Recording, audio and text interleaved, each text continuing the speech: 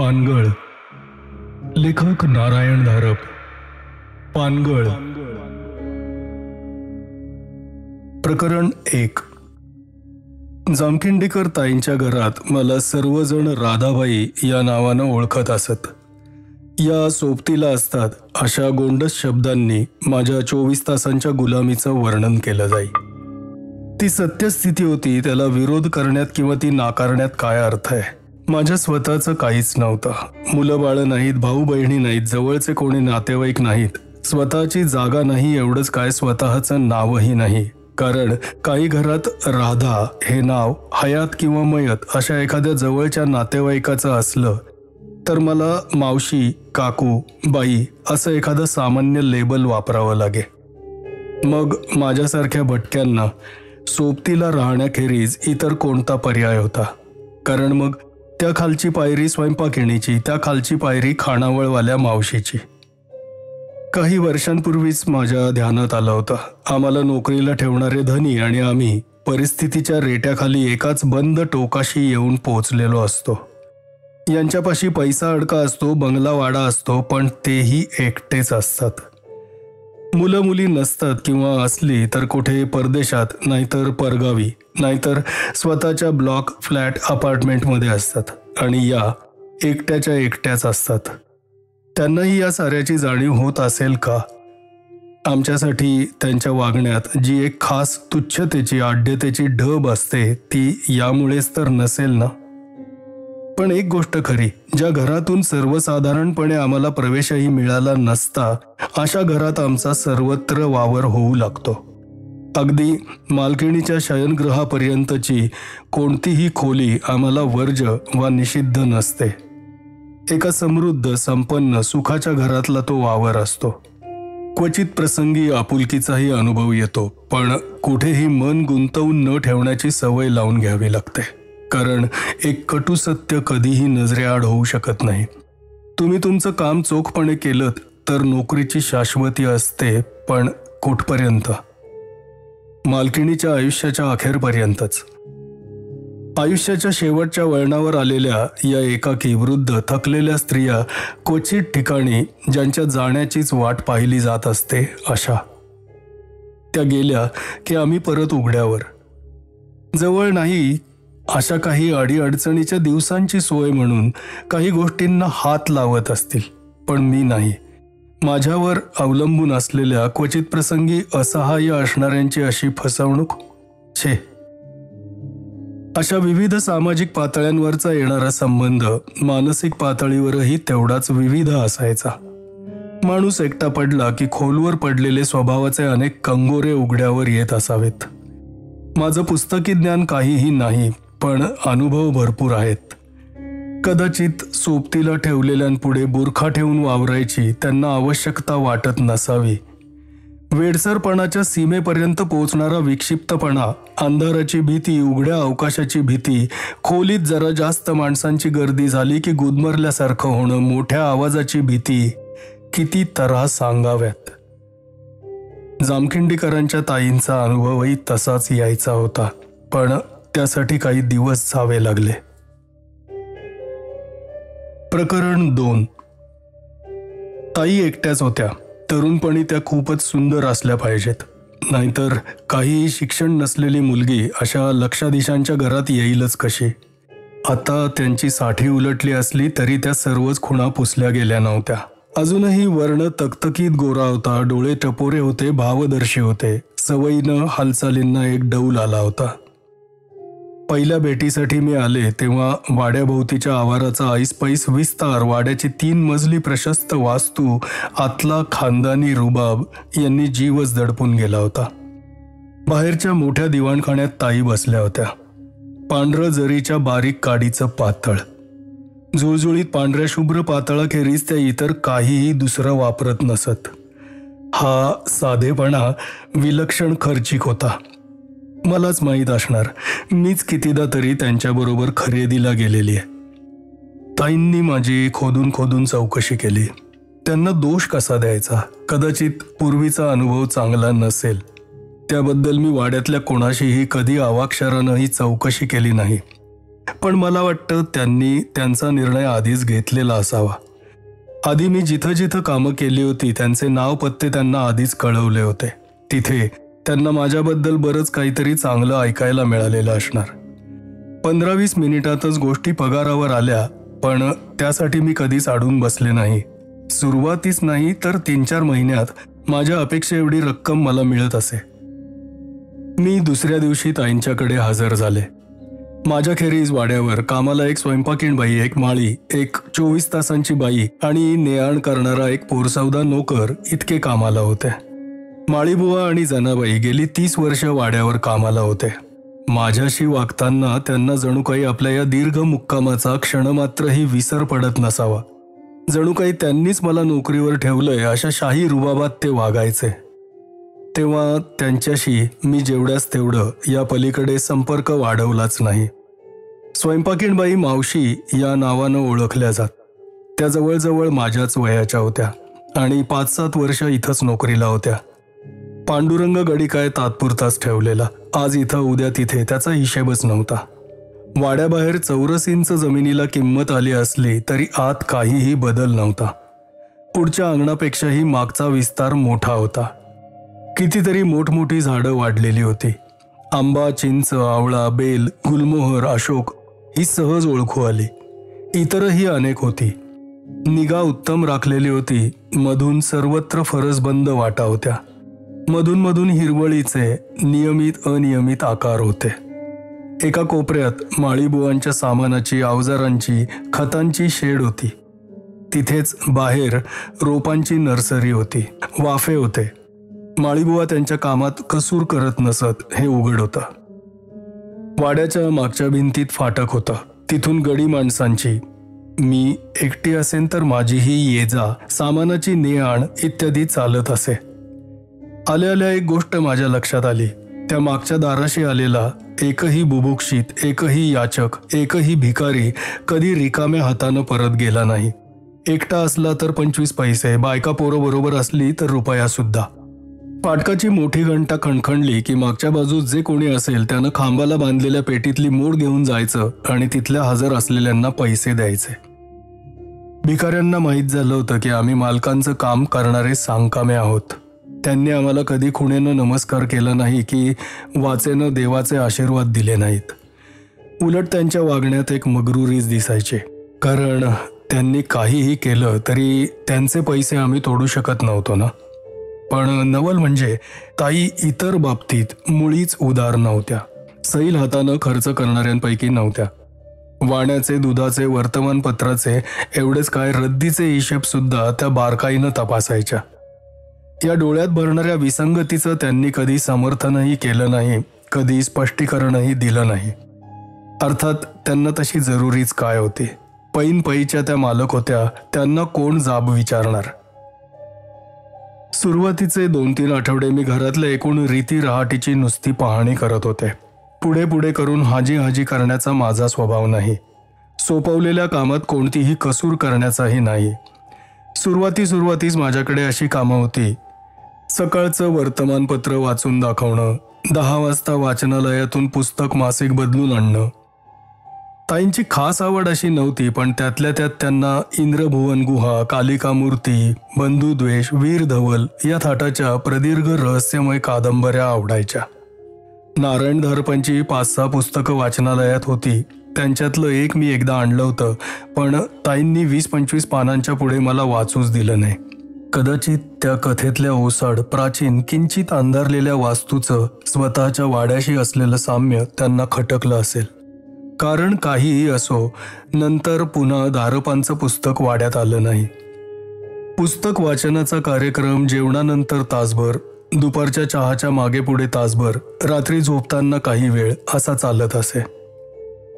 ताईंना जुन्या भावगीतांची आवड होती. 8 रेकॉर्डची चळत ठेवून त्यांचा गॅराडचा रेकॉर्ड चेंजर सुरू केला की अर्धा तास पाहायला नको. वाटवे, रानडे, जोशी, सीता मुलकी, जानकी अय्यर, मोहनतारा अजिंक्य, नावडीकर, माणिक वर्मा, लता मंगेशकर, आशा भोसले, मालती पांडे, सुधीर फडके यांच्या गीतांच्या अक्षरशः शेकड्यांनी रेकॉर्ड होत्या. त्यांना विचारून 8 किंवा 16 निवडून ती वाजवण्याचं ते एक काम. मला गाणी आवडत नाहीत असं नाही, पण काही काही गीतातला गहिरा शोक काळजाला चटका लावून जाई.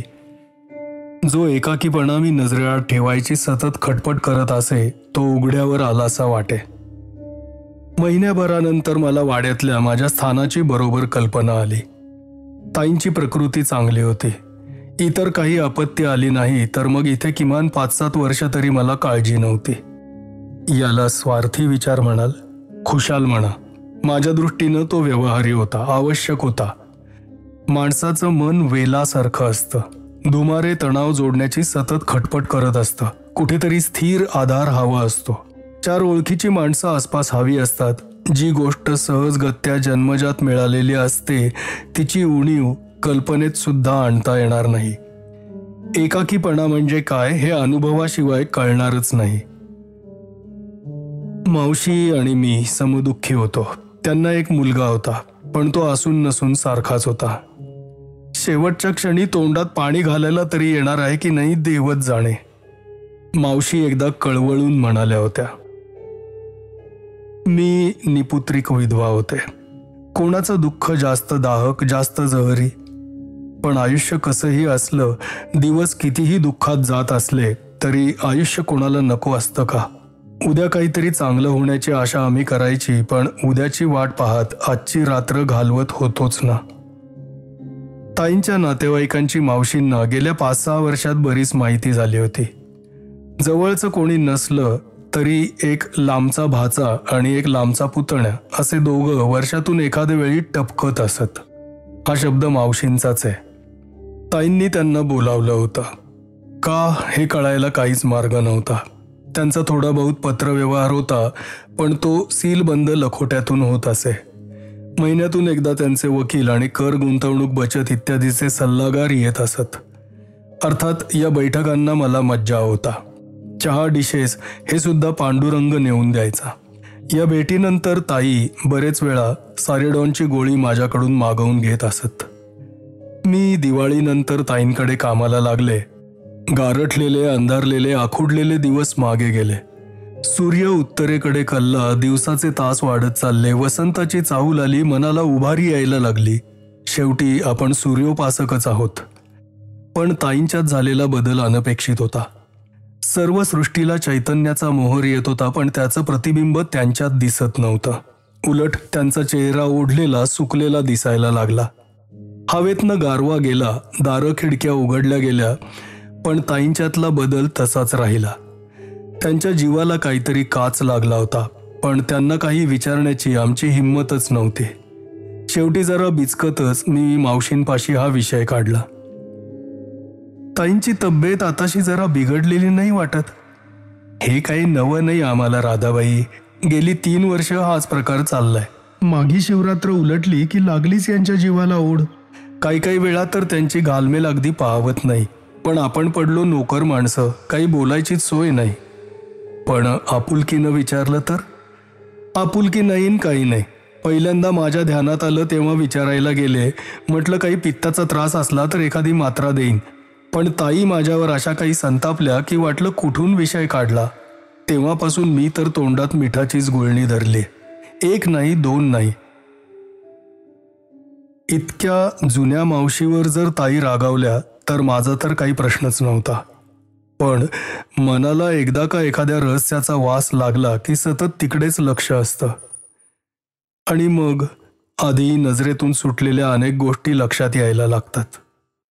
वसंत ऋतू संपत आला. ग्रीष्माची उष्णतेची चढती कमान आली. झाडांच्या पानांचे रंग बदलले. हिरव्याकडून पिवळ्याकडे सरकायला लागले. मग पानगळ सुरू झाली. लाल, पिवळ्या, नारिंगी पानांचा सडा पडायला लागला. ताई मागच्या वरांड्यात येईनाशा झाल्या. वाड्याच्या मागच्या भिंतीमागे शाळा कॉलेजांची पटांगणं होती आणि मग लांबवर टेकडी होती. तिकडच्या बाजूस उंच इमारती, गिरण्या, कारखाने काही नव्हतं. संध्याकाळच्या वेळी नितळ आकाशावर जडलेले सूर्यास्ताचे रंग, तिरकस उन्हात चमकणारी, वाऱ्यानं निळ्या आकाशावर डोलणारी हिरवी पानं, वृक्षांवरून येणारा किंचित गरम, जरासा कडवट दर्प असणारा वारा. मला वाटे या घटिका अमूल्य रत्नासारख्या आठवणीत जपून ठेवाव्यात. पण ताई तिकडे फिरकतही नसत.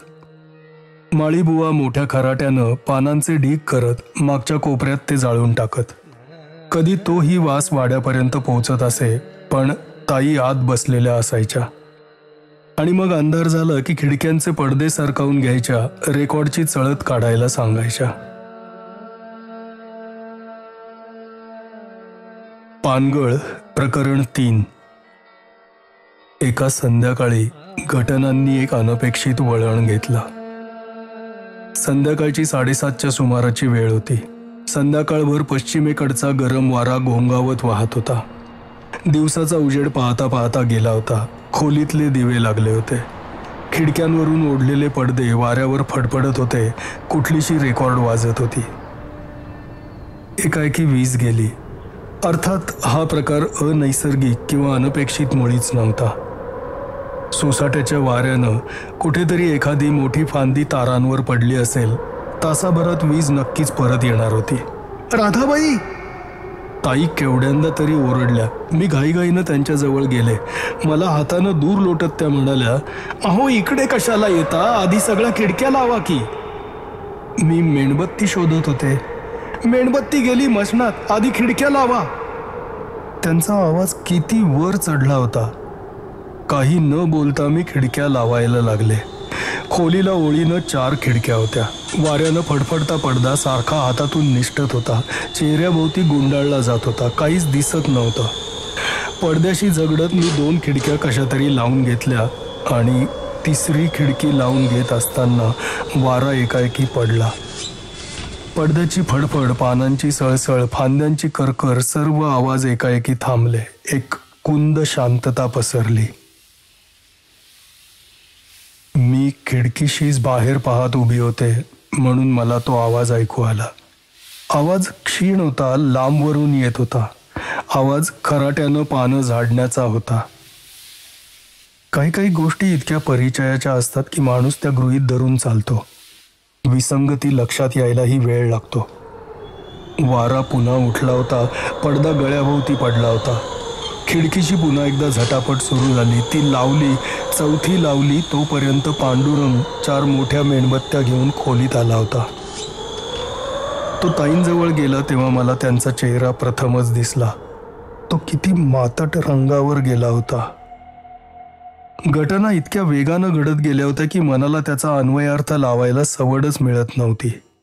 मी सांगत होते तिथे तिथे पांडुरंग मेणबत्ती ठेवत होता. 4 मेणबत्त्यांच्या प्रकाशात खोली उजळून निघाली होती. मी चेंजरचा इजेक्टचा खटका दाबून ठेवला. वीज आली की हात आपोआप उचलला जाईल, रेकॉर्डवर घासणार नाही. मग मी ताईंच्या जवळ येऊन बसले. त्यांचा चेहरा घामानं डवरला होता. खिडक्या उघडल्या असत्या तर त्यांना क्षणार्धात आराम पडला असता, पण ते अशक्यच हो. शेजारचंच एक वर्तमानपत्र घेऊन मी त्याच्या घडीनं ताईंना वारा घालायला लागले. त्यांची नजर आड्याच्या कोपऱ्यावर खेळली होती. कुणास ठाऊक त्यांना काय दिसत होतं ते. मला जरा शांत पडू दे राधाबाई, ताई म्हणाल्या. मी मागे सरले. शेजारच्याच एका खुर्चीवर बसले. ताई खुर्चीत मागे मान टेकवून विसावल्या होत्या. चेहऱ्याचा रंग एव्हाना पूर्ववत झाला होता, पण कपाळावर अजूनही घामाचे थेंब चमकत होते. आता एवढ्यात खरोखरी काय झालं होतं? घाई गर्दीनं घडलेल्या घटना अलग अलग करून पाहायला आता सवड होती. संध्याकाळचा सुसाट वाहणारा वारा ही नैसर्गिक घटना होती. अचानकपणे गेलेली वीज ही घटना नैसर्गिक नसली तरी अनपेक्षित नव्हती. अंधार होताच, पण खोल्यांच्या खिडक्या लावून घेणं अनैसर्गिक होतं. आणि लांबवरून आलेला तो पानं झाडण्याचा आवाज, तो तर खासच अनैसर्गिक होता. एकतर माळीबुवा इतक्या उशिरापर्यंत काम करणारच नाहीत. शिवाय त्यांना अगदी लहर आली तरीही वाऱ्यानं सतत पानांचा सडा पडत असताना ती खराट्यानं कोणीच झाडणार नाही. व्यर्थ श्रम. मग अंगावर शहारा आणणारा विचार मनात आला. या 2 अनैसर्गिक घटनांचा परस्पर संबंध होता का? ताईंना या आवाजाच्या अस्तित्वाची कल्पना होती का? त्यांना त्याची धास्ती वाटत होती का? त्यांच्या भयभीत अवस्थेमागे हेच कारण होतं का? मला एकदम वाटायला लागलं आपण एखाद्या अपरिचित भीतीची काळी किनार असलेल्या जराशा गूढ प्रदेशाच्या आसपास वावरत आहोत. आधीचं एक साधं कुतूहल आता रहस्यमय झालं होतं. जमिनीखाली एखाद्या तणा गवताची मुळं खूप दूरवर पसरत जावीत, तसे या रहस्याचे धुमारे नजरेआड गुप्त मार्गाला खूप दूरवर पसरले असावेत अशी शंका यायला लागली. ताईंच्या श्रांत चेहऱ्याकडे पाहता पाहता मनात नवल आलं. कोणतं गुपित त्या एकट्यानं गुप्तपणे स्वतःबरोबर वागवत आहेत.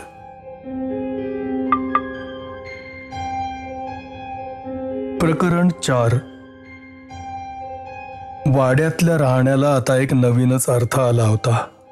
जर अनैसर्गिक किंवा तर्कशुद्ध स्पष्टीकरण नसणाऱ्या गोष्टींची यादीच करायची झाली तर भटक्या भिकाऱ्यांना मुक्त हस्ताने मिळणारी मदत ही त्यातलीच एक गोष्ट होती. इतर सर्व खर्च बारीक नजरेनं तपासून घेणाऱ्या ताई ही उधळपट्टी कशी खपवून घेत होत्या. आधी मी मावशींपाशीच हा विषय काढला, जराशा वक्र मार्गानच. नसत्या गोष्टीत मी लक्ष घालते असा त्यांचा समज व्हायला नको होता. पण त्यांना माझा काही संशय आला नाही. उलट बोलायला कोणीतरी मिळालं म्हणून त्या माझ्यावर खुश होत्या. येणाऱ्या प्रत्येक बुभुक्षिताला वाटली जाणारी खिरापत त्यांनाही विशेष पसंत नव्हती. पण मालकीणबाई दानशूर आहेत, अगदी अहिल्याबाई होळकरच, एवढीच त्यांची टीका. माहीत असलेली गोष्ट लपवण्याचं कौशल्य त्यांच्यापाशी अजिबात नव्हतं. त्यांना काही माहीतच नव्हतं किंवा यामागे काही रहस्य आहे याची त्यांना जाणीवही नव्हती. सुखी जीव. माहिती मिळवण्याचं दुसरं स्थान म्हणजे अर्थात माळीबुवा. अशी वेळ येईल याची आधी काही कल्पना असती तर मी त्यांच्याशी जरा सावधपणानं वागले असते. पण अजूनही वेळ गेली नव्हती. आम्ही एकमेकांशी तुटकपणे वागत असलो तरी प्रत्यक्ष शब्दाशब्दी अशी काही झाली नव्हती किंवा काही खटकाही उडाला नव्हता. अजूनही संबंध सुधारता येण्यासारखे होते. एकाएकी सलगी दाखवणंही शक्य नव्हतं, ती त्यांना लाचारी वाटली असती. पण समाजातला हा खालचा वर्ग वरच्यांचा मनोमन कितीही हेवा करत असला तरी त्या वर्गानं आपला स्वीकार करावा हीच त्यांची आंतरिक इच्छा असते. अगदी साध्या चांगल्या शब्दांनी एखाद्या क्षुल्लक गोष्टीच्या कौतुकानंही ते भारावून जातात. सकाळ दुपारचा एखादा कप गरम चहा, त्यांच्या फुलांची, फळझाडांची, बागेच्या एकंदर निगेची स्तुती, किती साध्या गोष्टी. पण त्यांच्यात मुळी दांभिकपणा नव्हता. माळीबुवांना खुश व्हायला वेळ लागला नाही. ताई दुपारच्या वाचनानंतर 2-2.5 तास विश्रांती घेत असत. कधी झोपत असत, कधी नुसत्या पडून राहत. तो वेळ माझ्या हक्काचा होता. कोणाच्याही डोळ्यावर येणार नाही अशी खबरदारी घेऊन मी माळीबुवांशी 15-20 मिनिटं तरी गप्पा मारत असे. 30 वर्षांहून अधिक काळ तो जामखंडीकरांकडे नोकरीला होता. त्याच्या आठवणी ताईंच्या सासू सासऱ्यांपर्यंत पोहोचत होत्या. सांगण्यासारखे अनेक किस्से त्याच्यापाशी होते. त्यांच्यात मला स्वारस्य नव्हतं, पण ते ऐकताना कंटाळा येत नसे. एका अभिजित श्रीमंत घराण्याचं ते अंतर्दर्शन होतं. बाहेरच्या समाजात कधीही न दिसणारी स्वभावाची एक बाजू नजरेसमोर येत होती. संभाषण वळवत वळवत मी या रोजच्या भिकाऱ्यांना वाटण्यात येणाऱ्या पैशांवर आणलं. त्या वंचित, उपेक्षित, बुभुक्षित लोकांबद्दलच्या माझ्या सर्वच तक्रारी काही खोट्या नव्हत्या. किती माजल्यासारखे वागतात नाही हे लोक, मी म्हणत होते. जसा काही त्यांचा हक्कच आहे. काही काहींच्या नजरा तर इतक्या धीट आणि वाईट असतात की वाटतं थोबाडात एखादी चप्पलच मारावी. कृतघ्न मेले. आपण काय करणार बाई, आपण हुकमाचे ताबेदार, माळीबुवा म्हणाले. एकदा मी एकाला जरासं खडसावलं तसा धावत धावत आत मालकिणीकडे गेला. मालकीणबाई अशा रागावल्या माझ्यावर, तेव्हापासून कानाला खडा लावून घेतला. आपण जनावरांना गवताच्या पेंड्या टाकतो तसे त्यांच्या पुढे पैसे टाकायचे.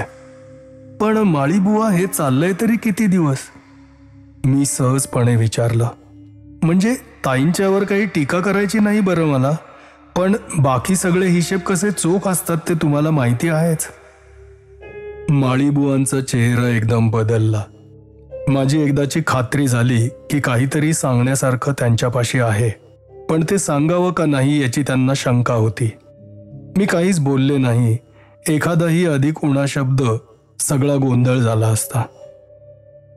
बाई, माळीबुवा हलक्या आवाजात म्हणाले, आता तुम्ही तशा सरळ आहात आणि आमच्यासारख्यांची माणुसकीनं वागता म्हणून तुम्हाला सांगतो, पण कोणापाशी याबद्दल काही बोलू नका. मालकीणबाईंच्या कानावर तर मुळीच जाऊ देऊ नका. त्या भेटीत आणि नंतरच्या अनेक भेटीत, कारण ती हकीकत झटपट संपवणं त्यांच्या गोष्टी वेल्हाळ स्वभावात बसतच नव्हतं, माळीबुवांनी एक मोठी चमत्कारिक हकीकत सांगितली. ताई त्या दिवसात म्हणजे 4-5 वर्षांपूर्वी अशा धार्मिक किंवा दानशूर मुळीच नव्हत्या. भीक मागायला आलेल्यांना कामाचं महत्त्व शिकवायला त्या कधीही कमी करत नसत. त्याच्याकडून काही ना काही काम करून घेतल्याखेरीज त्याच्या हातावर दमडी सुद्धा ठेवत नसत. अशाच एका उन्हाळी संध्याकाळी तो मागच्या फाटकातून आत आला होता. ताई मागच्या ओसरीतच होत्या. त्याच्याकडे पाहत माळीबुवांनी त्याला तसाच फाटका बाहेर जायची खूण केली. कदाचित त्याची नड त्याचा सारासार विचार बोथट करण्या इतकी निकडीची असेल. तो थांबला नाही, मागे तर वळला नाहीच, सरळ वाड्याच्या दिशेनं निघाला. ओसरीच्या पायरीपाशीच त्याची ताईंची गाठ पडली. बाईसाहेब, काही द्या हो गरीबाला. 2 दिवसात पोटात अन्नाचा कण गेला नाही. काही द्या हो, देव तुम्हाला लाखानं देईल. कमरेवर हात ठेवून त्याच्याकडे एकटक पाहत ताई म्हणाल्या, चांगला धडधाकट दिसतोस की रे. एखादा आंधळाच असे शब्द वापरू शकला असता. धडधाकट? त्याची अवस्था तर शरपंजरी पडलेल्या एखाद्यासारखी झाली होती. अंगात एक जुनाच कोट होता, त्याला बटणं नव्हती. डाव्या कृशा हातानं कोटाची कॉलर गळ्यापाशी आवळून धरली होती. आत बहुतेक दुसरा कपडा नसावाच. खाली एक अपुरा मळका पायजमा होता. पाय अनवाणी होते. या कपड्यातूनही त्याचं अगदी कृश शरीर दिसत होतं. गालफाडं बसली होती. मोठाले डोळे किती खोल खोबणीत गेले होते. पण ताईंना जणू यातलं काही दिसतच नव्हतं. पैसे काही झाडाला लागलेत का रे? पोटभर खायला हवं, पण काम काही करायला नको, नाही का? जेवायला हवं ना? मग हे बघ. त्यांनी खालच्या फरसबंद वाटेकडे बोट केलं. ओसरीच्या पायरीपासून ते पार मागच्या फाटकापर्यंत वाटेवर वाळक्या पानांचा खच पडला होता. तो खराटा घे आणि कर झाडायला सुरुवात. फाटकापासून कर. ओसरीपर्यंत आलास की मग तुला जेवण मिळेल. जा. त्यानं खराटा उचलला आणि तो फाटकाकडे निघाला. खरोखरच त्याच्या अंगात शक्ती नव्हती का ते नाटक होतं? रखडत्या पावलांवर तो फाटकापाशी पोहोचला. फाटकावर दोन्ही हात ठेवून धापा टाकत उभा राहिला. तेवढ्या चालण्यानंही त्याला दम लागला होता. मग खाली वाकून त्यानं खराटा हातात घेतला. फरशीवरून एकदा फिरवला, दुसऱ्यांदा फिरवला. मग त्याच्या हातातून खराटा खालीच गळून पडला. त्या मागोमाग त्याच्या शरीराचाही तोल गेला. खाली फरशीवर तो वेडा वाकडा कोसळला. अरे अरे म्हणत सगळे त्याच्याकडे धावले. त्याच्या भोवती कोंडाळं करून उभे राहिले. खरोखरच तो मरणाच्या दारात होता का अजूनही नाटकाचाच फार्स चालला होता? आणि परकेपणाची भीड चेपून खरोखरच कोणी त्याच्या मदतीला गेलं असतं तरी त्याचा काही उपयोग झाला असता का? तो अस्ताव्यस्त अवस्थेत खाली पडला होता, पण त्याची नजर मात्र ताईंच्यावर खिळली होती. ओसरीच्या पायरीपर्यंत यायला सांगितलं होतं ना बाई? तो घोगऱ्या आवाजात म्हणाला. येईन हा, तिथपर्यंत येईन, पण मग मात्र तयार राहा. त्याची मान ढिल्ली होऊन खाली पडली. तो गतप्राण झाला होता. पोलीस आले. नाममात्र चौकशी झाली. सरकारी दवाखान्यात बेवारशी मृत म्हणून त्याची नोंद झाली. शरीरही कोणत्या तरी वैद्यकीय प्रयोगशाळेत चिरफाडीसाठी पाठवलं गेलं असेल. पण वाड्यातल्या लोकांना त्याचा धरबंध नव्हता, कारण तो वाड्यातून हल्लाच नव्हता. अशा वादळी संध्याकाळी वाळक्या पानांचा फरशीवर सडा पडत असताना तो यायचा. माळीबुवांना दिसला होता, चनाबाईला दिसला होता, मालकीणबाईंना दिसला असणारच, राधाबाईंनाही दिसेल, त्यांनी थोडीशी वाट पाहिली तर. तो खराट्यानं पानं झाडत असायचा. खराटा दिसायचा नाही, पानं हलायची नाहीत, पण पानं झाडण्याचा आवाज मात्र यायचा. आणि आवाजावरून अंदाज बांधायचा झाला तर तो फाटकापासून सुरुवात करून ओसरीकडे निघाला होता. आज ना उद्या ओसरीच्या पायऱ्यांपाशी पोहोचणारच. तेव्हापासून ताईंच्यात हा बदल झाला होता.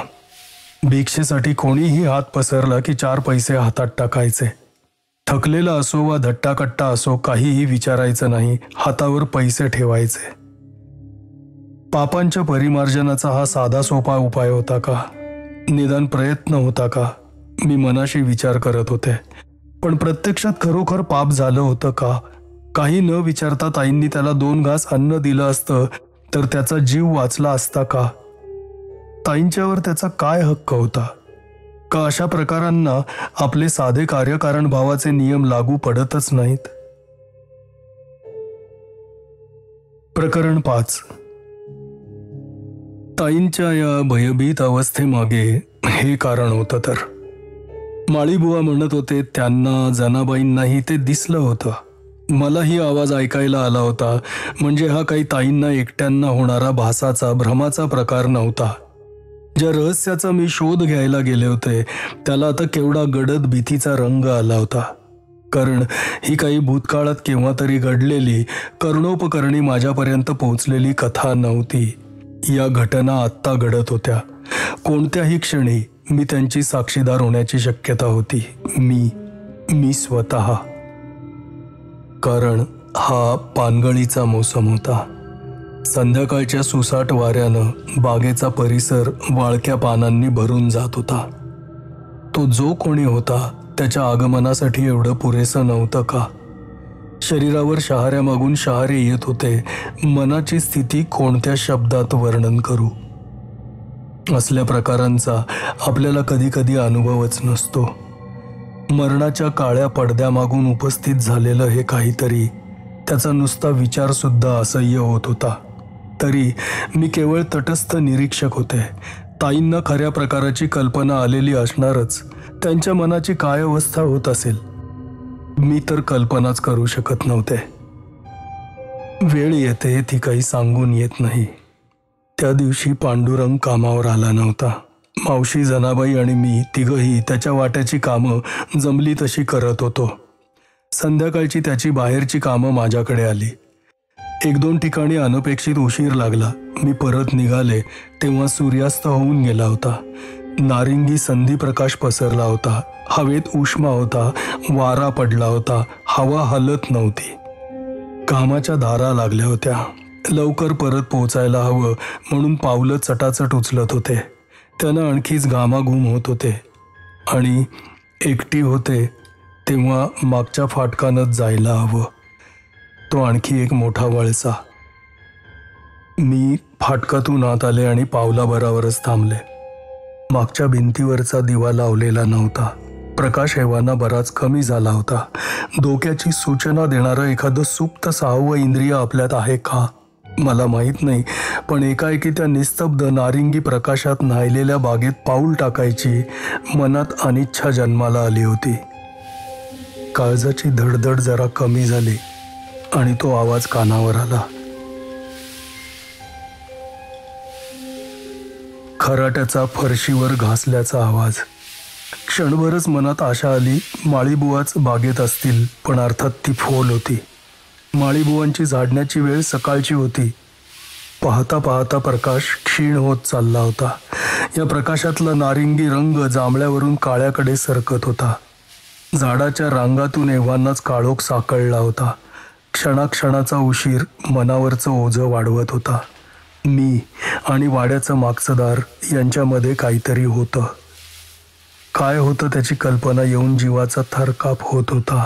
हा काही भ्रमाचा खेळ नव्हता. त्याच्या अस्तित्वाचा पुरावाच कानावर येत होता. मनाचा हिया केला. काहीतरी देवाचं नाव घेतलं असेल आणि झपाट्यानं वाटेवरून निघाले. उजव्या हातानं वळलं की जवळची वाट होती. पण ती मी घ्यायला नको होती. त्या वाटेवरच तो उभा होता. देवा, तो नेमका माझ्या वाटेवरच उभा होता. मोठा श्वास घेऊन मी थांबले. पावलांखाली पानांची सळसळ झाली. त्याला माझ्या येण्याची चाहूल लागली. तो सावकाश सावकाश स्वतः भोवती फिरला. माझी नजर त्याच्या पायांवर खेळली होती. कृश काटक्यांचे पाय. नजरेला शिशांची वजनं लावली होती. नजर वर चढतच नव्हती. ते काटक्यांचे पाय माझ्या दिशेनं इंचभर जरी सरकले असते तरी मला खासच वेड लागलं असतं. पण ते हलत नव्हते. तो करत होता तरी काय. तसून नजर वर गेली. मळकट पायजमा, मग जुना कोट, कॉलर गळ्याभोवती आलेली, मग तो चेहरा, कातडी हाडांवर ताणून बसवलेली आणि माझ्यावर खिळलेले डोळे, खोल खबदाडात खोचलेले, मागं एक लाल लाल ठिणगी, तोंडाची फट उघडत होती. तो काय दात विचकून हसणार होता का मला काही सांगणार होता? नको नको, ते अभद्र उच्चार कानांवर यायलाच नको. मी काहीतरी ओरडले, झाडाच्या 2 रांगात घुसले आणि अक्षरशः धावत पळत ओसरीवर आले. तिथून आत आले, मागे दरवाजा दांडदिशी लावून घेतला, त्याला पाठ लावून धापा टाकत उभी राहिले. छातीत धडधड, मस्तकात घणघण, कानात नाडीची दौड. दाराचा आवाज ऐकून मावशी गडबडीनं स्वयंपाकघराबाहेर आल्या. राधाबाई, मला वाटलं कोण आलं. मग माझ्या चेहऱ्याकडे त्यांचं लक्ष गेलं. त्या जवळ आल्या. राधाबाई, काय झालं हो? मागच्या बागेकडे अंगठा करत मी कशी तरी बोलले. तो आलाय, तो तिकडे बागेत. आधी मावशींचा श्वास आत ओढला गेला, मग माझ्या खांद्यावर हात ठेवत त्या म्हणाल्या, दिसला तर दिसला राधाबाई, आता स्पष्टच बोलायला काही हरकत नाही. तो काही आपल्यासाठी येत नाही. चला, चांगला आल्याचा चहा बनवते, या. पानगळ प्रकरण 6. चहानं जराशी हुशारी आली खरी. चेहऱ्यावर गार पाण्याचा हबका मारून मग मी बाहेरच्या खोलीत गेले. ताईंनी रेकॉर्ड चेंजर सुरू केला होता, पण गीताकडे त्यांचं अर्धवटच लक्ष होतं. खिडकी बाहेर न पाहण्याचा त्या प्रयत्न करत होत्या, पण चेहऱ्यावरचा रंग उतरला होता. बाहेर बागेत आलेल्या त्याची काही जवळीक त्यांना जाणवली होती का? ते अभद्र ध्यान त्यांनी माझ्यासारखं जवळून पाहिलं होतं का? तसं असेल तर त्यांच्या मनाची काय भयानक अवस्था झालेली असणार. असं दुष्ट, खुनशी काहीतरी, त्याला भूत म्हणा, पिशाच्य म्हणा, काहीही म्हणा, कणाकणानं, इंचानं आपल्या नाशासाठी जवळ येत आहे, ही कल्पनाच काळजाचं पाणी पाणी करून टाकत असली पाहिजे. इतके दिवस मला काहीही माहीत नव्हतं, पण आता जहरी सत्याचं दर्शन झाल्यावर मला ते वागण्यात कसं लपवता येईल? माझ्याच जीवावर क्षणाक्षणाला बोजा येणार नाही का? मनाशी धाडशी निर्णय घेतला, ताईंशी स्पष्टपणेच बोलायचं. संतापतील, जास्तीत जास्त नोकरीवरून काढून टाकतील, पण या वास्तूत आता दिवस कंठणच किती कठीण जाणार होतं. कोणत्याही क्षणी ते दिसण्याची टांगती तलवार डोक्यावर असणार. ताईंच्या जवळ बसत मी म्हणाले, ताई, बरं नाही का आज? का? मला काय झालंय?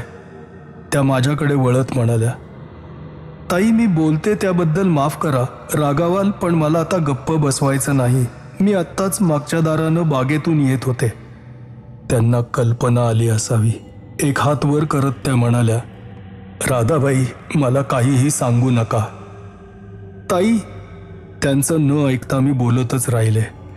ताई, डोळे असे झाकून घेतल्यानं बाहेरची सत्यसृष्टी काही बदलत नाही.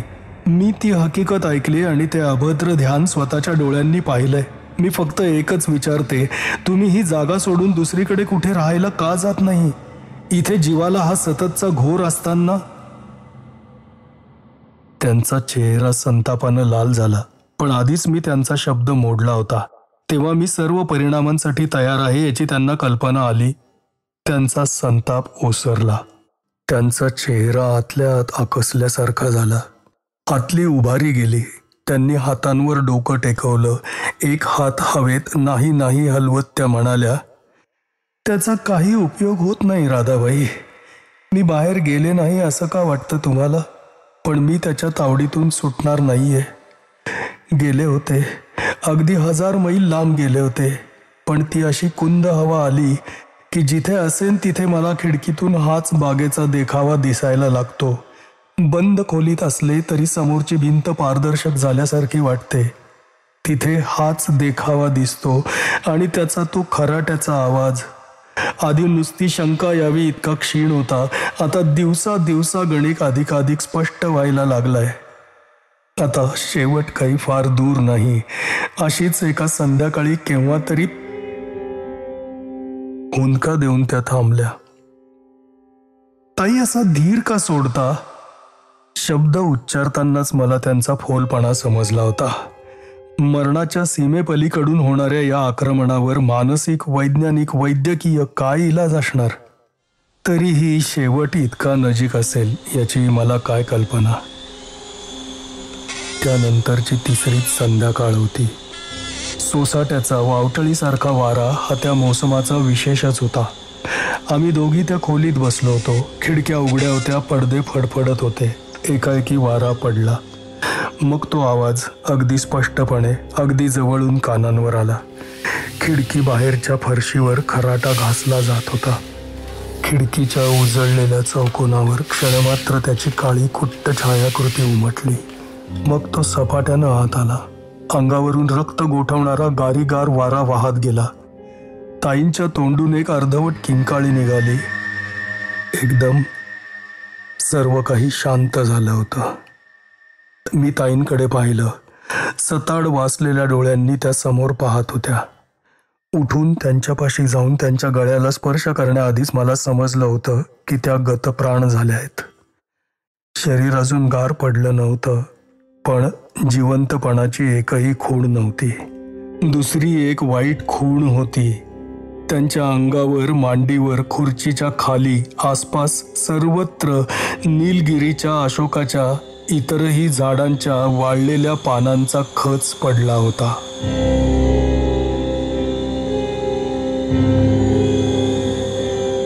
पानगळ. लेखक नारायण धारप. समाप्त.